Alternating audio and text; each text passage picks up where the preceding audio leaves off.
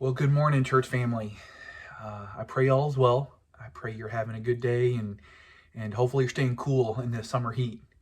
Um, when I had a memory as a child, um, that I had the other day where one of the recurring commercials that I remember a lot when I was watching television as a child was Publishers Clearinghouse.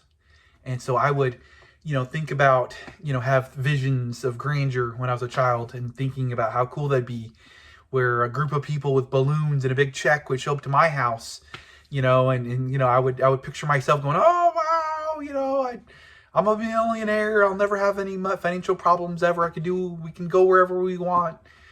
Um, but as I get older and as I interact with people, I've come to realize that although I'm not wealthy, I'm rich. I've got my health.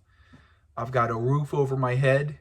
I've got a family that loves me, who's also healthy. I've got a job. I've got a place where I can work. I've got a place where I can serve with a church family. I'm rich. Um, and something I've learned, as many of you probably can attest to, is in our obedience to God, um, the Lord really helps us to count our blessings. Remember that old hymn? Count your blessings, name them one by one. Count your blessings, see what God has done. What has God done in your life? How rich are you? Um, Sometimes I feel like we're so blessed, yet we never give God credit for it. This is why I'm kind of drawn today to 1 Timothy chapter 6, starting in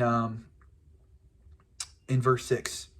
But godliness actually is a means of great gain when accompanied by contentment.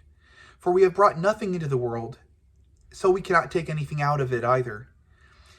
If we have food and covering with these, we shall be content.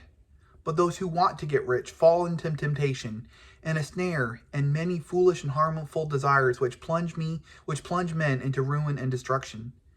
For the love of money is a root of all sorts of evil, and some by longing for it have wandered away from the faith and pierced themselves with many griefs. I'm kind of some ideas we can kind of gather from this is be content with little, or you will never be happy. Think about the movies or people that I've met that are seem to be financially blessed with lots of wealth, with lots of money. It's interesting how even that lure of money, especially I've experienced this in pursuing sales.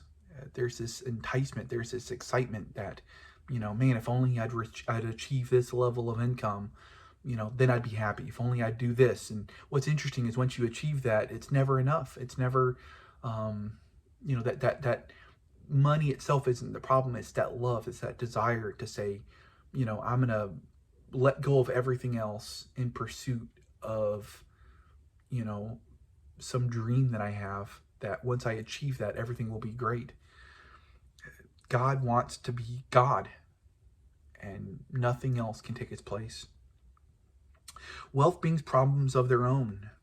Hunger for God. What we should have a hunger for God, not money. The Apostle Paul, in talking to Timothy, literally says in verse 9, those who want to get rich fall into temptation and a snare and many foolish and harmful desires which plunge men into ruin and destruction. What's interesting is according to the world standards, they seem to be successful. But how many broken families are there?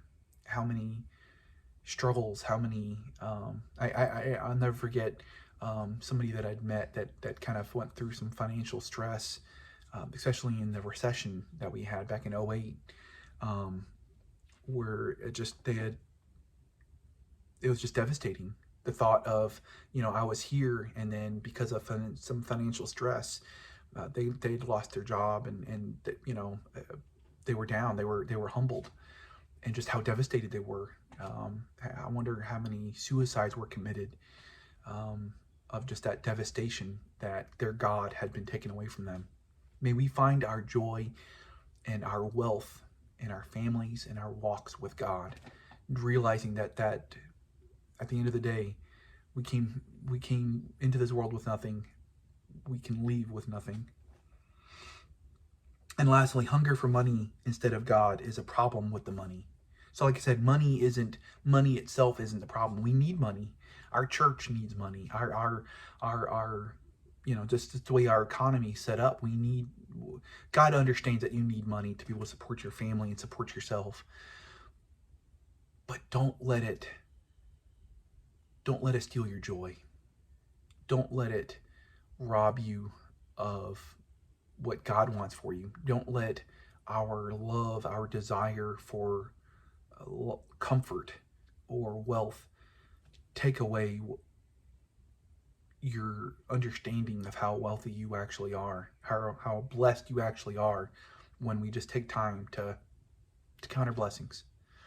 Pray the Lord bless you and keep you. Hope you have a wonderful day, and God bless you. Bye.